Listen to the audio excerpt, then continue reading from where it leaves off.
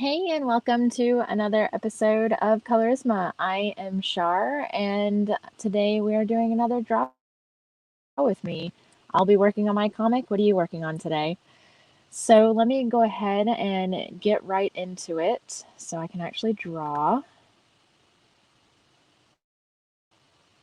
Gotta get rid of this one.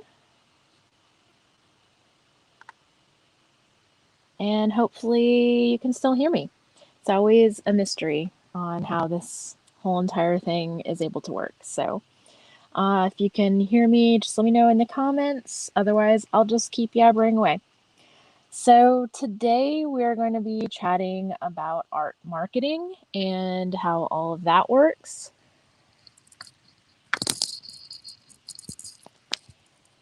And as far as at least how it doesn't work, in the sense of all the different things you can do and all the different things that work and don't work. I have a lot of experience with what doesn't work, so hopefully you can learn from my mistakes and have a little more success and not have to go through the hard trek of, continually failing, because that's not fun.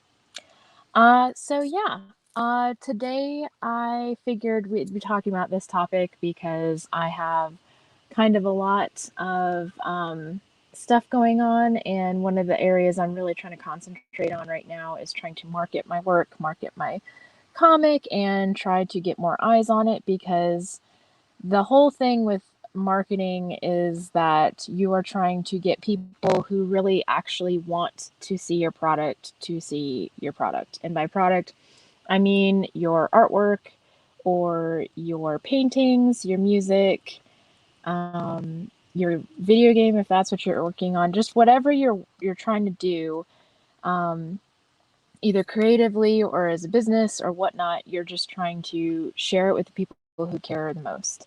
Now, there are a lot of marketing techniques out there that you might hear of that generally try to target everyone, and I don't tend to recommend those because I find that the best way to get the type of people that are going to care about your work the most um, are to target the people who actually care. That's not always the easiest thing to do. It does take a lot of time and effort to figure out who your target audience is. Some things that might be easier than others, like if you are making a product for babies, then you could figure that parents would be a good, kind of target audience for that. Um, but if you are someone who is working on a property, okay, I'll just explain what happened to me and that hopefully you can relate. But one of the things I found is, especially early on, I felt like my work was kind of targeted to anybody. I didn't want to, in a way, I kind of didn't want to leave anyone out because I thought it was just the type of work that anybody would like, and I didn't want to single anyone out and try to make it them, I don't know. I was very like wanting to be very inclusive with my marketing strategy, but the problem with that is that if everyone is your target demographic, then in a way kind of no one is, because everyone isn't interested in everything. You aren't, you don't like every single thing that you've ever come across on the planet. Um, and no one else is that way. So you really need to kind of dig down and figure out what it is that you are trying to do, what you're trying to well, not really what you're trying to do. That's a whole other talk. But is your product and your stuff trying to uh, benefit? Because really, all it is with this whole art thing is you're trying to help people effectively. Um, you're trying to help people feel things, you're helping people get through the day, you're trying to make people laugh, you're trying to just do something, elicit some emotion from your art onto someone else. And hopefully it's an emotion they want and they like it. Um, so I figured that the easiest way to do this, I found recently, has been to see what your project is already like. Like, what's out there that is similar to what you're doing. Now, I had a lot of problems with this at first because no one out there, no one else out there is doing a web comic based on the Achaemenid Empire with carnivorous unicorns and someone with chronically bad luck as their main character. Um, but that's fine because it doesn't have to be exactly the same thing. It can be a similar mood or a similar vibe. And when I started thinking about that, I realized that kind of the art style I'm going for, not really going for, but it kind of ended up developing as such, um, sort of reads as like a little bit of that modern style, kind of like the She-Ra. If you've seen the new reboot, the new She-Ra reboot, it's got a little bit of reminiscent of that. And also, I felt like the inclusiveness, I wanted to include like the same kind of thing from that series in my work as well. And the fact that there's like animal characters and a little bit of magic and still like technology and that kind of thing. Um, so that was a similar thing, and even more than that, I would say. And I'm also a giant. I like She-Ra, okay, but like I'm like a giant fan of this other property. That was kind of one of those things where once I realized um, that was a major inspiration of mine, I was like, duh. And that is How to Train Your Dragon, and that is one of the properties that I was like, oh yeah, that's has way more similarities to what I'm trying to create here. Um, I am I always found like the way that they interacted with the dragons was probably more realistic to how actual like even pet owners deal with their either their cats, dogs, or horses or whatnot. Um, and I just really liked seeing the relationship between specifically like Toothless and Hiccup, if you know the story, the two main characters, the dragon character and the main human character, um, and watching it develop and grow, and it wasn't always like super fun and cheesy and like um, Toothless like saved the day a few times, but like it was earned. It wasn't just like some kind of intrinsic animal. Like the only value this animal has is in saving the human all the time. Like Toothless had his own motivations and was like a fully fledged character of his own, and I really liked seeing that. But he also wasn't just like a little fairy tale creature that spoke actual human words, but you could still tell like what he was trying to say because they actually gave him a personality and realistic animal traits, so you could tell. Yeah, and Chrissy's right, mentioning that thinking the same kind of thing at the beginning, that your target audience was absolutely everyone. And just because, like, a lot of people like animals, then everyone must like animals. So my target audience is everyone. So yeah, it's definitely good to figure out who it is that you're specifically trying to make this for. Like, who is your ideal customer? And they do those things where if you get into any one of those like marketing, um, I don't know what you call them exactly. They're different kinds of things. But if you get into any one of those little program things, they are going to kind of lead you through this whole like, come up with your ideal customer, give them a name, how old are they, where do they live. Um, I mean, you can do all that if you want, and it might help you. I haven't personally found all that too helpful. Maybe I'm doing it wrong. fully admit to that. Probably doing a lot of things wrong still, but I am more interested in kind of like what else are their hobbies? Like what other things do they like? Where do they hang out? Like online anyway.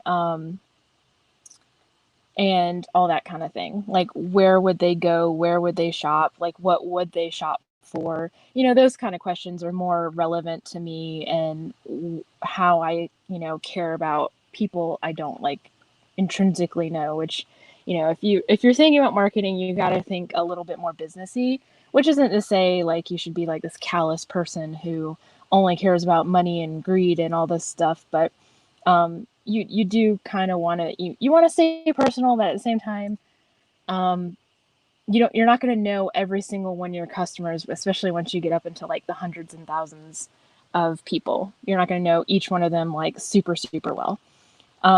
So you want to get like a general idea of who they are and what they do and what are their interests and that kind of thing. And for me, like I said, once I kind of picked out those two different properties, I'm still trying to really figure out what to do with that information. But I'm starting to get an idea a little bit more now and starting to really focus on it more. And one of the things that I am trying to work on right now is to become internet famous. No. But I am trying to work on things that have like the possibility of going viral.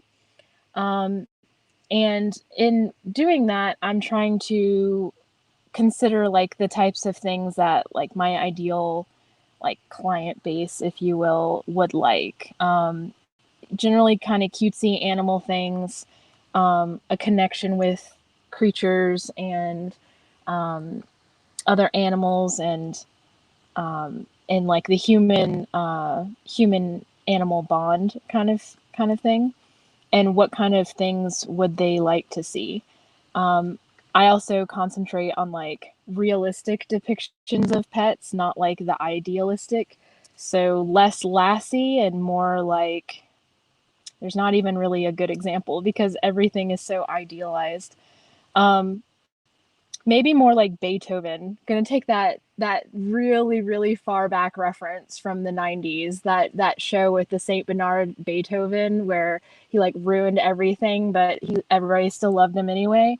Like more like that. I'm gonna take it old school. Um, but yeah, so those are the kind of things I'm taking in consideration now and really trying to focus on and make it so I can actually, uh, you know, be able to make sales and stuff.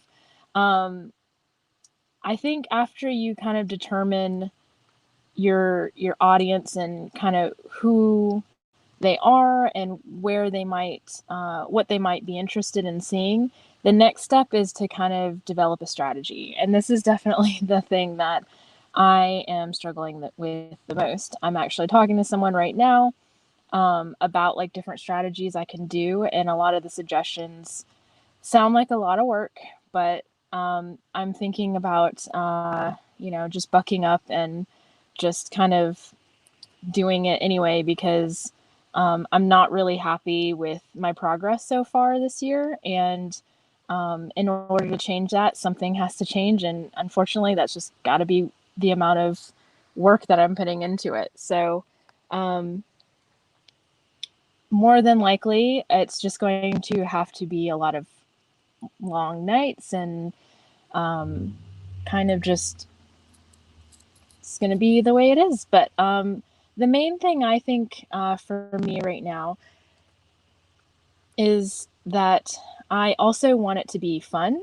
And I think a lot of people fear marketing. They think it's, um, well, I don't really feel this way, but I've heard it a lot from people that they think it's icky and they think it's gross and they think, um, they feel like a slimy car salesman whenever they talk about their product.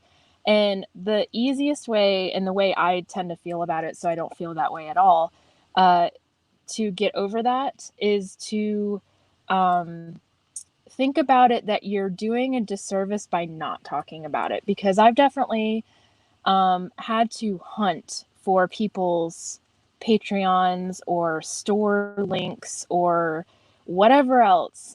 They kind of mention it, or they sort of talk about it. They kind of talk around it, and I think it's due to that fear of sounding too pushy about it. But really, what ends up happening is I want to support them. I'm like, shut up and take my money, and and I have to hunt for the way to give them the money. It's also like things I want to donate to, causes I want to donate to and stuff, and I gotta like figure out how to do that. And what would make it a lot easier is if the link was just right there with the post, even if I had to copy and paste, even if I had to like manually type it out because Instagram doesn't let you copy paste links. Then it would still be better than trying to, figure it out by going to their bio and then going, if they told me that, if they said link in bio, then then that's fine. But a lot of times, like they won't, nobody will even say like where this information is, or they'll be kind of talking about it in this cryptic way, or just kind of like doing a hashtag that's like FYP, which means like for you page on TikTok, and like that's like a tag that everyone uses. So there's like 10 billion people who use that tag.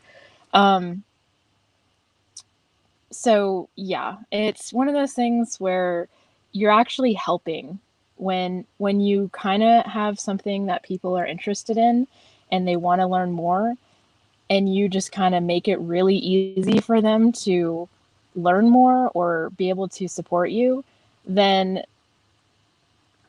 just do it. Then just do that, because that is like the best. Oh, I have another good example. Like I'll watch, it's less common now, but a few years ago there was like this trend I saw where there was like a lot of these concept products being released virally, like a video about it. One I really liked was it was kind of like an advent calendar, in the sense that like every month there was like a month of tea, and you would lift up the little cardboard thing and there'd be a different kind of tea in there.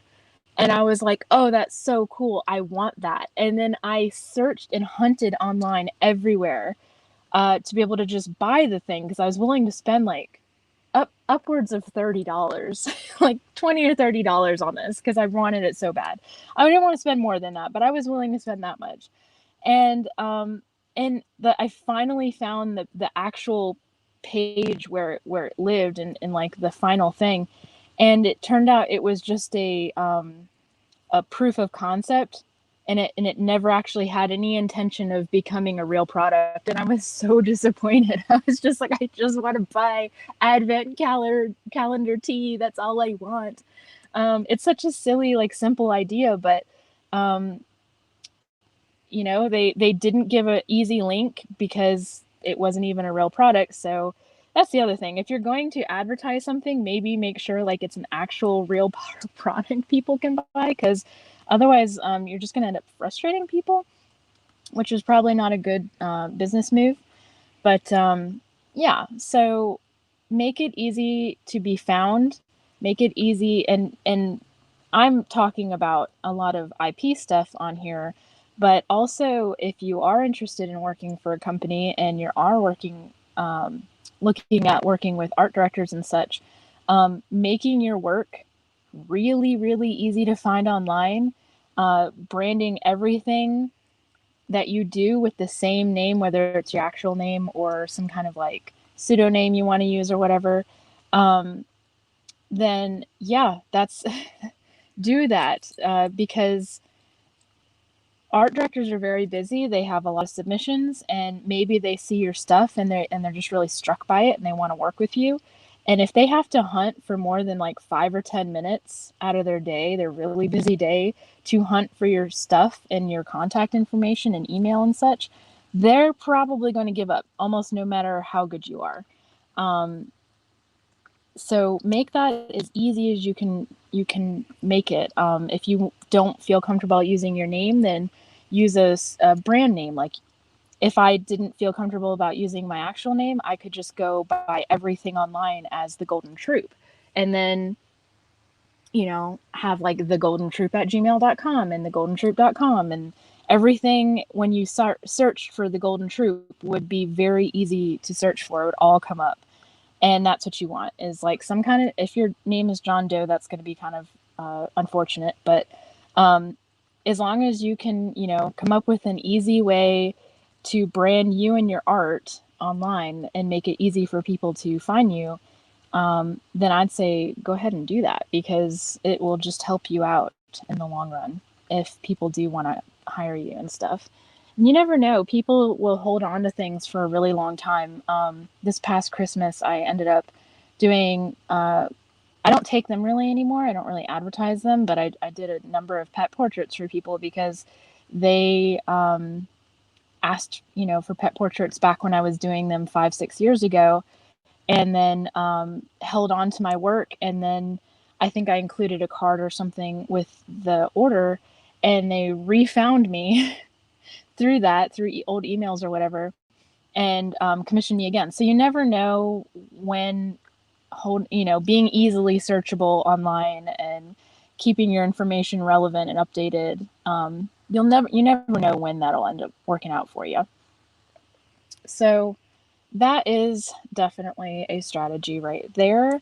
Another big thing with marketing is that the whole point of it really is to like get new customers. Um, it's a two-tiered approach, I think. It's not only just to get to new customers, but to also remind people that you exist if they do already know about you. So it's one of those things where you want to stay relevant and kind of like up to date in their face a little bit. You don't want to just like peter away and not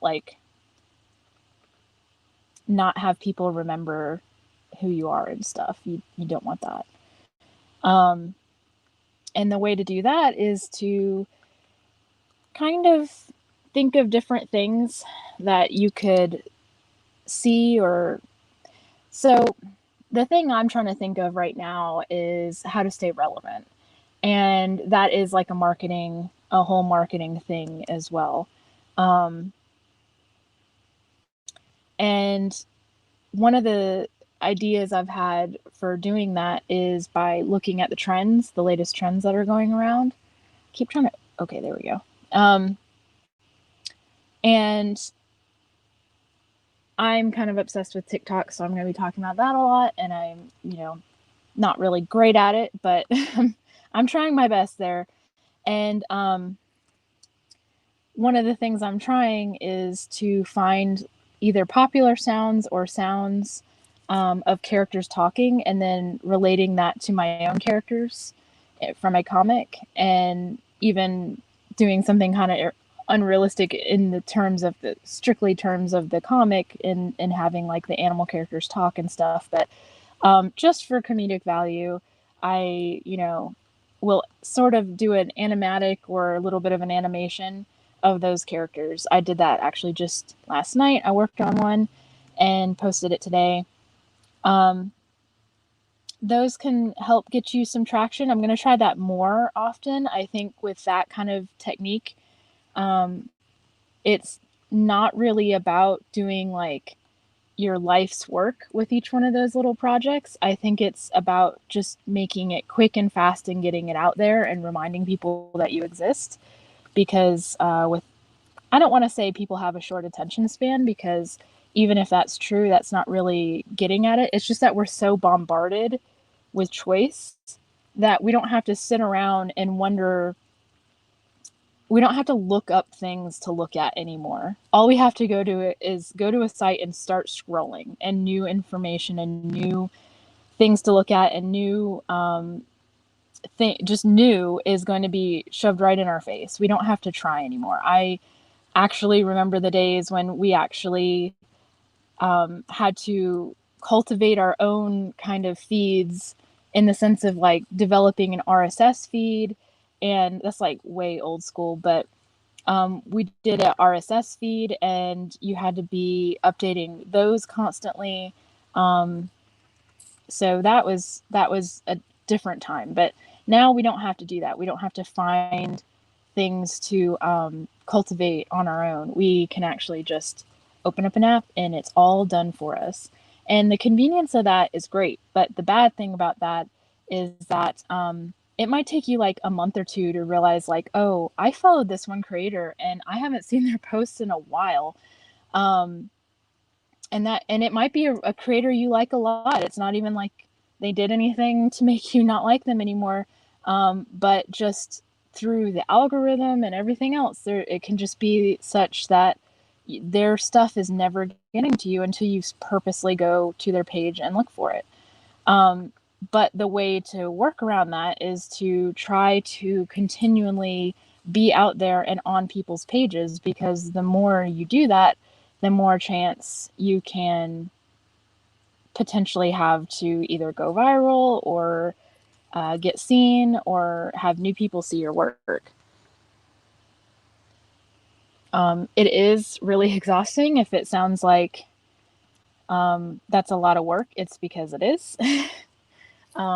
The people who are really, really big on TikTok, they work really hard, I'm going to say. Constantly coming up with ideas for skits and entertainment and not just like copying the same old thing that they've done before, and being creative all the time like that. It's a lot of work. It Don't underestimate how much work it is, because it can get really overwhelming really quickly.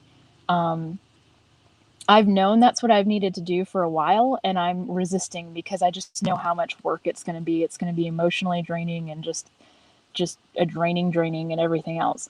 Um, so yeah. That said, I'm only can guess that it's worth it. Let's see.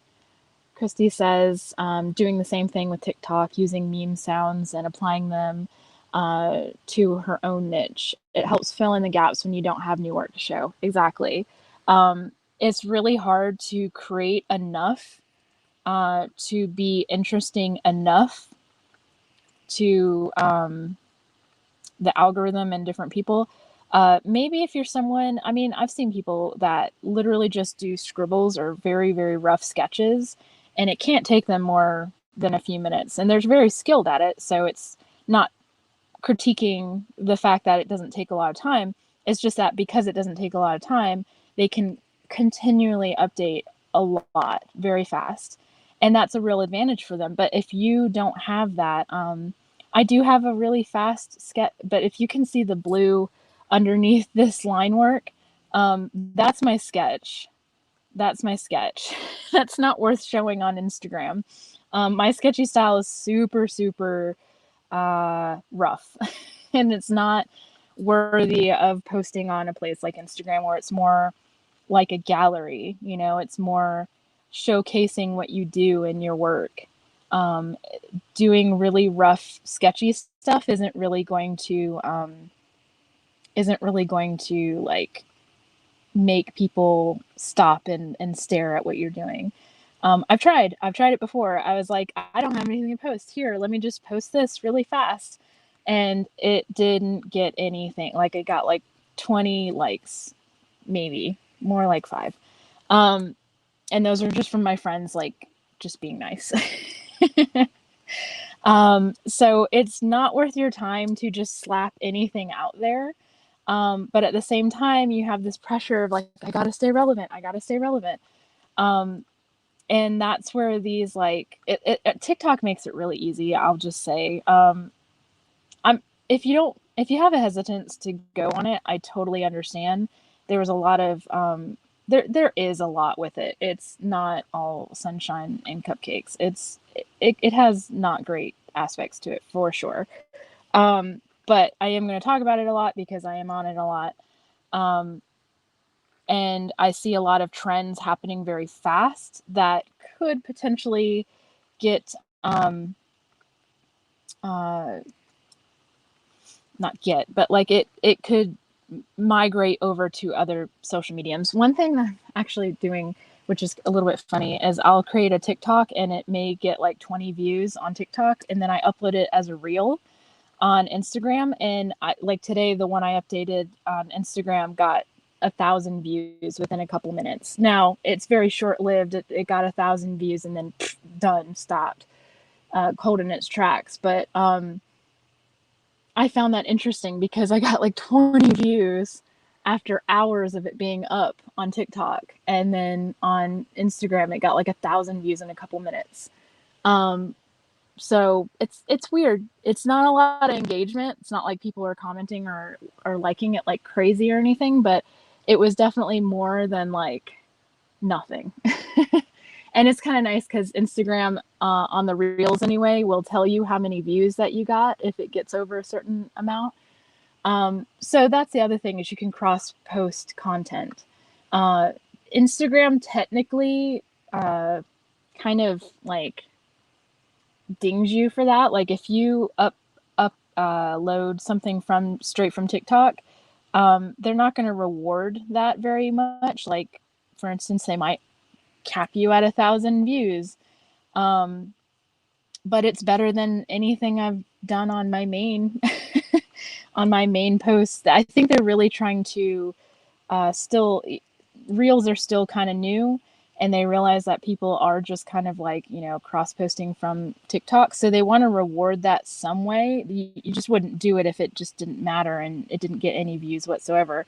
So they want to reward it a little bit, but they really ideally want you to use their platform. I tried to make a reel on Instagram and it sucked. It's not good.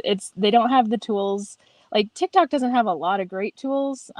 It's not like groundbreaking stuff, but it's a lot of really nice, easy ways to make a cutesy little video, and the reels on Instagram don't even have that. So anyway, that's like kind of besides the whole point. But if you do want to cross post, a lot of the stuff coming from TikTok isn't on Instagram, so it's going to feel very new and different, and people might like it.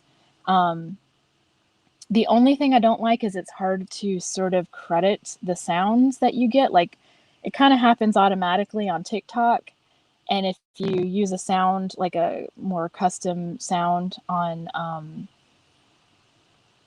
TikTok and then cross post it to Instagram, then that original person doesn't get as much credit. And if it wasn't labeled very well, like today that happened, and I felt bad, but like it's not labeled well, so I don't even really know where the sound came from. I just know that the video that first used it. So it's a bit of a mess crediting wise goes, but if you just want some views and stuff, then the whole thing is to kind of do this quick and get it out there and move on to the next one and not think too much about each individual one when it comes to this kind of stuff. That hand looks awful. We're going to try that again. So yeah, those are a couple techniques for just trying to get in front of the audience. As far as like very tailored stuff, that's the next kind of thing I'm going to be trying to get into myself, and I don't have a ton of advice on that other than your stereotypical advice of like, well, just do fan art. And in a way, I'm going to try to do that, but the way I'm going to try to approach it is by doing fan art, but in a self-indulgent way, in the sense of like, I have this comic idea where I'm going to take some of the main characters I see all the time in these different comic properties, these super internet famous comic properties, and I'm going to, ooh, his arm is really short. This is what happens when you draw too zoomed in all the time. It's going to zoom out a little bit. Oh, his arm is like a child's arm on there. Okay. It's pretty funny, actually. I might have to redo this whole thing. This is not looking proportionate. Uh-oh. Okay, there we go. Yeah, I'm gonna step back and kind of fix this a little bit. Anyway, one of the things Damn, now I don't remember what I was talking about. Yeah, reels are a nightmare to edit. Yeah, that's what I found too. It just they're it's not great. It's not great. There's no way to do easy custom sounds, I'll say. I don't maybe there's a way to do it and I'm not understanding what that way is or what, but um yeah, they need work. I realize they're trying not to absolutely directly copy TikTok, but you got to do something that it's clearly working on TikTok, so you gotta follow it a little bit closer than they are. Um, but yeah, so as far as man, speaking of things that don't do other things as well, the there we go. The editing thing on Clip Studio versus Photoshop is definitely Photoshop is a better editor, obviously. That's kind of what the whole thing about it that it was meant to do, but God, I can't get the proportions on this person right without them looking way different than they were in the previous panels. I might have to redraw it. I don't know. You know what we're gonna do? We're gonna pause on this guy. I might do this after the stream. And we're gonna work on Reaxia because drawing a cheetah is more fun anyway. But yeah, I forgot what I was talking about before. So if you remember, then you can let me know. And if not, that's cool too. But yeah, so I might have been talking about the things I'm planning on doing next and incorporating the. Sorry, I'm trying to save my phone from dying. Incorporating properties that. Oh yeah, I was in the middle of a story and I got distracted. I don't have ADHD. I don't know what you're talking about. But yeah.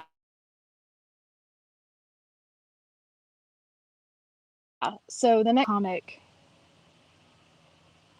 where I take popular already internet famous characters and meshing them with my own characters and trying to make like a cutesy little comic. Now, the thing you can run into with that, anytime you deal with fan art, those are not your characters. That is not your IP. That is not your property. You can get in trouble for it. They can do a cease and desist. They can ask you to stop. They can ask you to take it down. They could do worse than that, but probably that's the worst that's going to happen is they're just going to ask you to take it down. I plan on only being very respectful and respecting the comic style or the like I'm not going to this is a weird example because I don't even draw this, but like I'm not going to do nudity on someone who only does cutesy stuff. That's not cool. Like don't go outside if an artist already does that kind of stuff and you kind of like emulate it in your own work as a fan art thing, well that's one thing, but like if they only do cutesy, like stay in their zone. Like it's the respectful thing to do. But yeah, so that is what I'm planning on doing. I am is she too big? Cheetahs are bigger than you think, but not as big as I think I draw them sometimes. There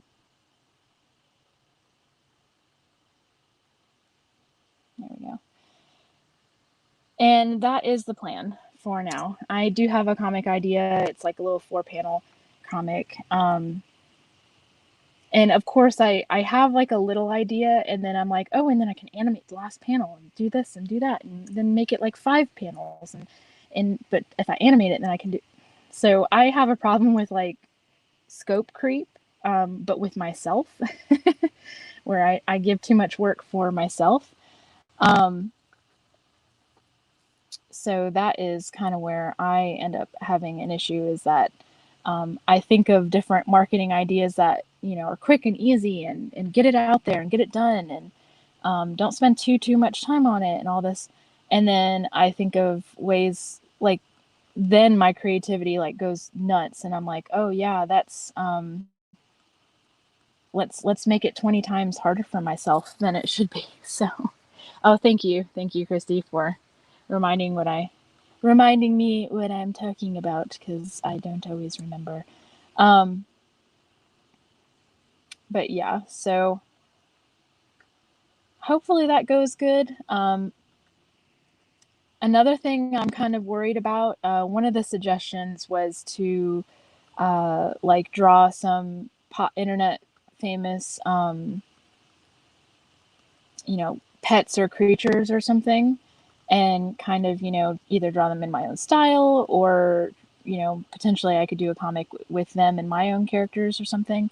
Um, and I'm not opposed to that at all, especially if I can, incorporate it into my comic a little bit and with my own comic characters.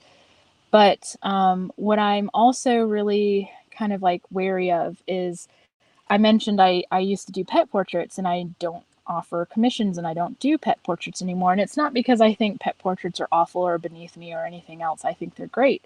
It's just not in I'm not in the zone of pet portraits anymore. Like I used to be. I used to really want to do it. It didn't take off, and I've kind of moved past it. No hard feelings. Just I'm just not in that zone anymore. And what I'm worried about is if I target too many pet centric accounts and people in my work blows up for that, then then I'm stuck. I'm stuck with a bunch of people trying to request me to draw their pets all the time instead of me working on my comic. And the other thing I'm also kind of hesitant to do is too many things that are super distracting away from my comic as well. I'm one person. I have a part-time job. I am one person in my household, so I have to do everything, fix my house, go grocery shopping, make my own meals, everything all by myself. I don't have any help. So I don't have a lot of resources to have like all these endless projects that are like, we'll draw fan art of this and draw fan art or that, or do this or do that or do this. I can only do so much. So I also have to be like very conscientious about the things I do take on, and make sure it's two tiered, that I have the energy to do it and resources to work on the thing. And also it promotes the right thing. I don't want to get back into pet portraits, so doing a project that's just going to make people think I do pet portraits is not it. That's not where I want to go.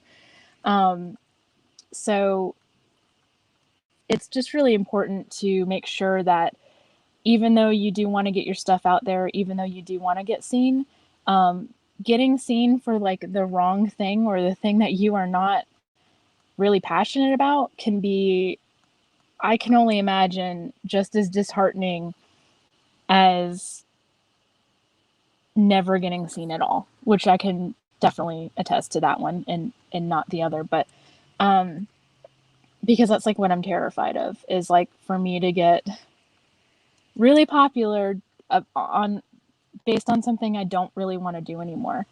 Um, and that would be like super, super frustrating for me. So I'm trying to not do that either. So it kind of feels a little frustrating to talk to people about this, because they'll suggest something and I'm like, ooh, I don't have the resources or energy to do that. And also I can't do that because of this.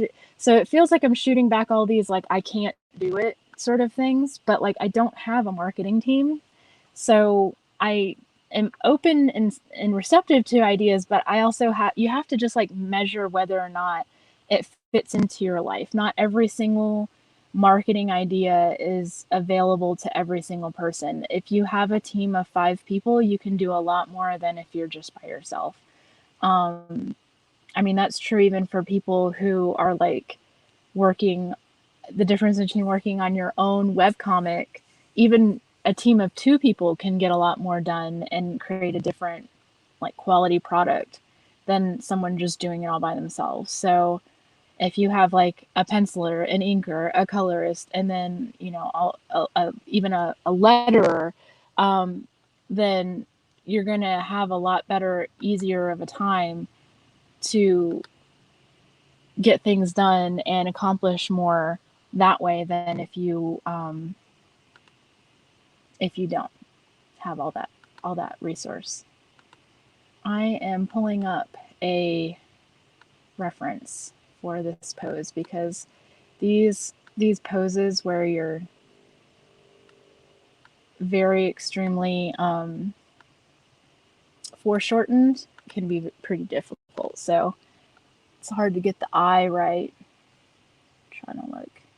There's a website. It's a weird website URL, but you can always, I can put a link in the description later. It's x6ud.github.io, and it shows a animal skull, a 3D animal skull in a square over to the left, and then you rotate it to where you want.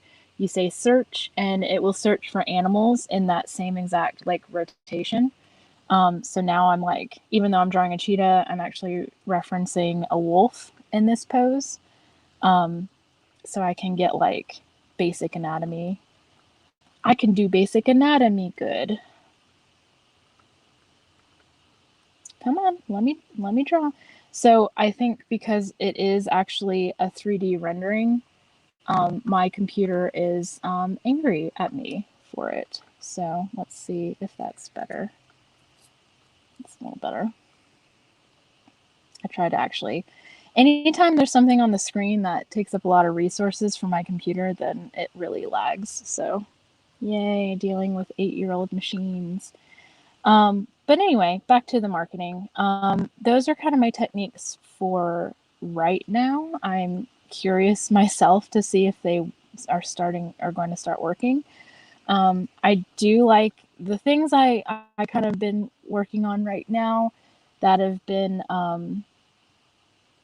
interesting anyway. I won't say successful because I haven't really seen any difference. I did get a couple of follows from that reel I posted on Instagram, so that was kind of cool. I'm trying to not take everything so emotionally, but it's like really hard when you really like something or you put a lot of effort into something and it just doesn't get the attention you feel like you want it to. That was like for the thing I posted today because I thought it was really cute, and for only 20 people on TikTok to have seen it, it made me a little sad. Maybe it's done better by now, but yeah, probably not. But yeah, so I think it's also really important to establish a goal for what it is that you're trying to do in the piece, the marketing that you're trying to accomplish. Sorry, I gotta zoom in on this like wolf head because it's like really tricky angle and I'm not drawing a wolf, so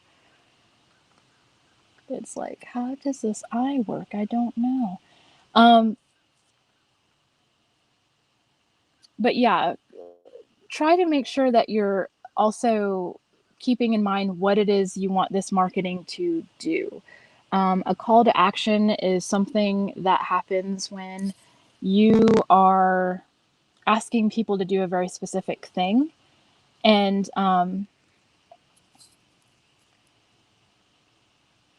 you want that to be very clear, and you want that to be only one thing.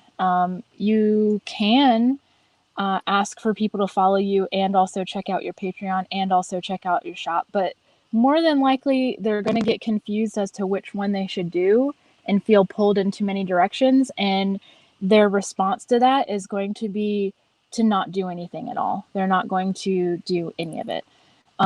So less is more when it comes to asking people to do things for you in a post, when it comes to marketing. So definitely pick one. I'll say pick a lane. Figure out what it is you want to say the most with the post that you're doing, and only say that. If you are making a post specifically to market a new product that you just launched, then just do that. Don't try to make it too fancy. Don't try to remind people. That's not the time to remind people you have a Patreon. That needs to be like its own separate kind of thing. So it is crucial when you are marketing to do it in a way that makes sense for people and also doesn't confuse the message of what you're trying to say. Um, you do want to talk about it a lot, but at the same time, you don't want to be so overwhelming and like too in people's faces. There have been times when I've, seen so many different things posted, that I have been like, okay, I got it. You got a Patreon. But it's very far and few between when I actually feel that way. So it's not something that comes up a lot. You do want to share and remind people, but you also don't want it to be everything you ever post is just about that one thing. Either that you want to have like an actual personality. Um, or so I'm told. I don't know. It hasn't worked out for me sharing my personality online much, but I can only imagine it would be worse off if all I did was just link spam all the time. But if you're, talking to people, actually trying to have a human connection and telling them about your life and struggles and what you're going through. One thing I'm actually going to work on a little bit more is sharing a little less about my struggles because I think it's actually holding me back a little bit. Um, and it's not to say I'm going to like lie if there's something really going on that's really difficult and I'm going through it. I'm not going to talk about it. It's not that. It's just that I think I'm a little too honest, and it might be kind of off-putting to people that they're like, I think they're starting to think of me as like the woe is me person, and I don't want that. Um, so I'm going to lay off on that. The nice thing about not having much of an audience, if that's what you're struggling with right now, is that once you decide to start doing something else and you change up your course, no one's going to notice. No one's going to be like, oh, you didn't talk about this recently. I mean, maybe a couple of people might notice, but it's unlikely that people are going to really notice. If you just decide to stop doing something because you think it's hurting your overall, like, effectiveness online, then you're not going to get flack for it generally. If you're big enough, maybe you'll get flack, but I'm not talking about people who are big shots. I'm talking about if you don't have that much of an audience and the benefits of that. So this is the time to experiment. If you do not have a super huge audience, then definitely play around with different things. Be honest, but maybe only to a point. That's what I'm finding. I'll also see if that works. If it's better to do less, I guess, and kind of show more and make it like I'm gonna try to like make it more fun, for lack of a better word. Um, I think I'll just bring the honesty in my work and deal with my frustrations there, and kind of laugh at it there and just try to not focus on that so much outside of that. So we'll see how that goes, if that's a better kind of method. Um, People are always like, oh, social media, it shows this like skewed perception of people's lives and all you see is the best, and I'm like, what social media are you on? I haven't Maybe I've curated it to the point where people are just really honest about what's going on in their lives. But I don't really get that. I don't have like so curated or so uncurated rather, that there's a bunch of people showing fake nice stuff all the time. I kind of get the realness on a lot of the people that I'm following, and part of me wanted to like do the same because I want to share with people, but I feel like sometimes my situation is so frustrating, not only to myself, but to others because they can't really do anything about it, that I think it's almost like a turnoff to people because they're like, your situation's really difficult, makes me feel bad, so I'm just not going to engage with it. So it's an unfortunate thing to kind of like realize, but I'm kind of checking myself on it now. And maybe I'll have to get a therapist because no one wants to talk to me about it. But um, yeah, I think that's what I'm going to move on to doing more so in the future, is just like uh, keeping it a little bit more fun and a little bit less personal for me as far as like being frustrated and whatnot goes.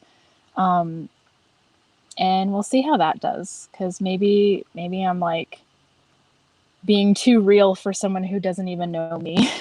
That's definitely been a thing my whole life I've dealt with. So if that is the case, I wouldn't be surprised. I just gotta uh, kind of realize that's what's going on and chill out with that a little bit. But yeah, so I would say discover what it is that you actually want to say, um, or discover your niche. Really is probably the thing I meant to say just now, and not the other thing I said. Discover your niche. Figure out what properties are most like what it is that you already do, even if it's not an exact clone copy.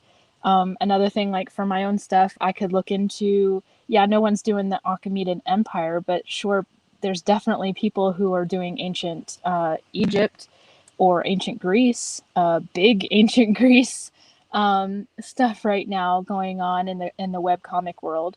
And I could be looking at that, seeing how they advertise their stuff as well. As long as you're being, it depends on the idea. Um, but if someone is advertising in such a way that you can replace their characters with your own, that's fine. Like, just just be respectful to people and their properties. Don't try to like take it. But when it comes to marketing stuff, I think it's a little bit more easy. I'm thinking also of TikTok too. Like, I just did a video where I used a sound, and I saw another artist use their character in the same kind of way that I ended up using my character, and it's like a meme. So you're meant to kind of copy it. And I love this creator, so I totally like feel like giving them credit. But at the same time, um, it's kind of one of those things. I don't really know where I'm going with this, but um, just be respectful to different creators and their techniques and stuff. If they have like a really super, I don't really can't even think of any, but if they have like a really patented marketing technique, maybe don't take that. But other things that they do, um, pay attention to what it is they're doing, see how successful it is, see if you can do the same kind of thing in your own work, and see if you can replicate some of their success as well. Some of it is just pure, like they already have the numbers, so kind of anything they can fart in the wind and people are like, "Ooh, wow." So there is that kind of side of it, that once you get to a certain level, then yes, certain things do become easier. um, but at the same time, you can still kind of like pay attention to see what works and doesn't work for people, and keep trying. That's for sure. All right. Rambling aside, I think that's probably the point when I need to go, because I get so rambly that I don't even remember what I'm saying anymore. But anyway, the problem is I tend to try to stay so generic for so long that it stops making sense. That's kind of what ends up happening. But yeah, so this is what I got done. I'm gonna redo that whole character, but um, this is what I got done so far today. I hope you didn't hate my rambling too much and maybe got something out of today's marketing talk. It's something I studied for a really long time, and I should be better at it than I am, given how much effort I've put into studying it. But I'm definitely going to. Part of the problem is actually doing the thing instead of just thinking about it, and that's something I'm going to try to change this year. So let's all do the thing together, try to get our stuff out there, and see how that goes. If you enjoy Colorisma, then you can check out Colorisma all over the internet by just Googling Colorisma, but predominantly on Instagram, Twitter, and TikTok.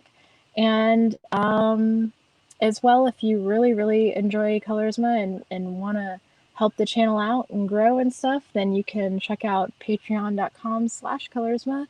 And $2 a month will get you, well, it'll get you more videos like this. So that's something you like, then check that out.